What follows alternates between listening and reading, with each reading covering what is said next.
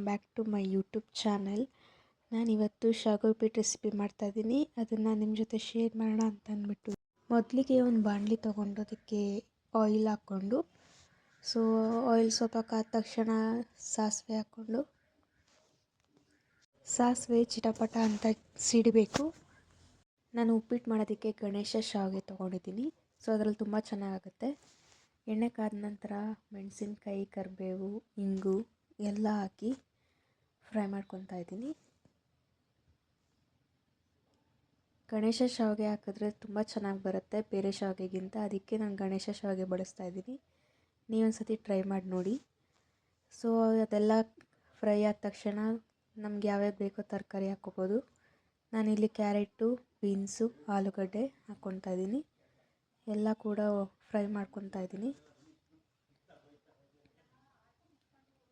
ರುಚಿಗೆ ತಕ್ಕಷ್ಟು ಉಪ್ಪು ಕೂಡ ಆ್ಯಡ್ ಮಾಡ್ಕೊತಾ ಇದ್ದೀನಿ. ನಾನಿಲ್ಲಿ ಕಲ್ಲುಪ್ಪು ಯೂಸ್ ಮಾಡಿದ್ದೀನಿ. ಗಣೇಶ ಶಾವಿಗೆ ಬೇರೆ ಶಾವಿಗೆಗಳಿಗಿಂತ ತುಂಬ ಚೆನ್ನಾಗಿ ಬರುತ್ತೆ. ಇದು ನೂಡಲ್ಸ್ ಥರನೇ ಬರುತ್ತೆ. ನೂಡಲ್ಸ್ ಆದರೆ ಮೈದಾದಿಂದ ಮಾಡಿರ್ತಾರೆ, ಆದರೆ ಇದು ಹೆಲ್ತಿ ಫುಡ್ಡು, ಮಕ್ಕಳಿಗೆಲ್ಲ ಕೊಡ್ಬೋದು. ರವೆಯಿಂದ ಮಾಡಿರುವಂತಹ ಇದು ಶಾವಿಗೆ. ಈ ಶಾವಿಗೆನ ಹುರಿಯೋ ಅವಶ್ಯಕತೆಯೂ ಕೂಡ ಇರೋದಿಲ್ಲ. ಅದಕ್ಕೆ ತುಂಬ ಚೆನ್ನಾಗಾಗುತ್ತೆ. ನೀವೊಂದ್ಸತಿ ಟ್ರೈ ಮಾಡಿ ಫ್ರೆಂಡ್ಸ್. ತರಕಾರಿ ಎಲ್ಲ ಚೆನ್ನಾಗಿ ಫ್ರೈ ಆದ ನಂತರ ನೀರನ್ನ ಆ್ಯಡ್ ಮಾಡ್ಕೊತಾ ಇದ್ದೀನಿ. 1 ಗ್ಲಾಸು ಶಾವಿಗೆ ತೊಗೊಂಡ್ರೆ 1 ಗ್ಲಾಸ್ ನೀರನ್ನ ಆ್ಯಡ್ ಮಾಡ್ಕೋಬೇಕಾಗತ್ತೆ. ರವೆ ಉಪ್ಪಿಟ್ಟುಗಳಿಗಾದ್ರೆ ಎಲ್ಲ 1 ಲೋಟ ತೊಗೊಂಡ್ರೆ 2 ಲೋಟ ನೀರು ತೊಗೋಬೇಕಾಗತ್ತೆ. ಆದರೆ ಈ ಶಾವಿಗೆ ಉಪ್ಪಿಟ್ಟಿಗೆ ಆ ಥರ ಇಲ್ಲ. 1 ಲೋಟ ಶಾವಿಗೆ ತೊಗೊಂಡ್ರೆ 1 ಲೋಟನೇ ನೀರು ತೊಗೋಬೇಕಾಗತ್ತೆ.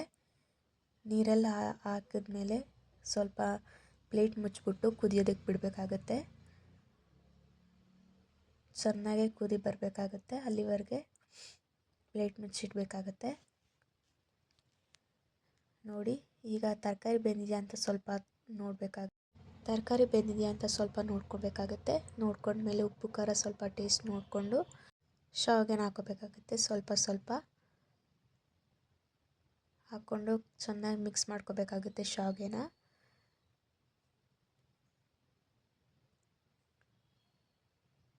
ನೋಡಿ, ನೀರು ಜಾಸ್ತಿ ಇರೋ ಥರ ಕಾಣುತ್ತೆ, ಆದರೆ ಇದು ಸರಿ ಹೋಗುತ್ತೆ, ಕರೆಕ್ಟಾಗೇ ಆಗುತ್ತೆ. ಸ್ವಲ್ಪ ನೀರು ಇರಬೇಕು, ಇಲ್ಲಾಂದರೆ ತುಂಬ ಗಟ್ಟಿ ಆಗಿಬಿಡುತ್ತೆ. ತುಂಬ ನೀರಾದ್ರೂ ಮುದ್ದೆ ಥರ ಹೋಗುತ್ತೆ. ನೋಡಿಕೊಂಡು ಕರೆಕ್ಟಾಗಿ ಹಾಕೋಬೇಕಾಗತ್ತೆ. 1-2 ನಿಮಿಷ ಪ್ಲೇಟ್ ಮುಚ್ಚಿ ಲೋ ಫ್ಲೇಮಲ್ಲೇ ಬೇಯೋದಕ್ಕೆ ಬಿಡಬೇಕಾಗತ್ತೆ. 2 ನಿಮಿಷ ಆದಮೇಲೆ ಸ್ಟವ್ನ ಆಫ್ ಮಾಡಿಬಿಟ್ಟು ಶಾವಿಗೆ ಉಪ್ಪಿಟ್ಟನ್ನ ಕಲಿಸ್ಕೋಬೇಕಾಗುತ್ತೆ. ನೀಟಾಗಿ ಒಂದ್ಸಲ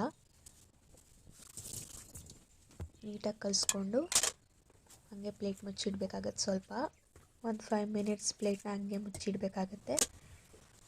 5 ಮಿನಿಟ್ಸ್ ಆದಮೇಲೆ ನೋಡಿ ಫ್ರೆಂಡ್ಸ್, ಎಷ್ಟು ನೀಟಾಗಿ ಉದ್ರಾಗಿ ಎಷ್ಟು ಚೆನ್ನಾಗಾಗಿದೆ ಅಂತ.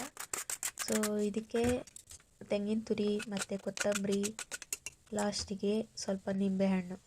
ನಾನಿಲ್ಲಿ 1 ನಿಂಬೆಹಣ್ಣು ಯೂಸ್ ಮಾಡಿದ್ದೀನಿ. ನಿಮಗೆ ಬೇಕು ಅಂದರೆ ಬೇಕಾದ್ರೆ ಇನ್ನೊಂದು ಅರ್ಧ ಹೋಳು ಬೇಕಾದ್ರೆ ನಿಂಬೆಹಣ್ಣು ರಸ ಹಿಂಡ್ಕೋಬೋದು. ಮಿಕ್ಸ್ ಆಗೋ ರೀತಿ ನೀಟಾಗಿ ಕಲಿಸ್ಬೇಕಾಗತ್ತೆ.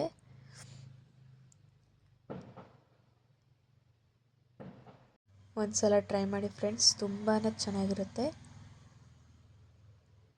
ಈ ಶಾವಿಗೆ ಉಪ್ಪಿಟ್ಟಲ್ಲಿ. ಗಣೇಶ ಶಾವಿಗೆ ಉಪ್ಪಿಟ್ಟಲ್ಲಂತೂ ತುಂಬಾ ಚೆನ್ನಾಗಾಗುತ್ತೆ.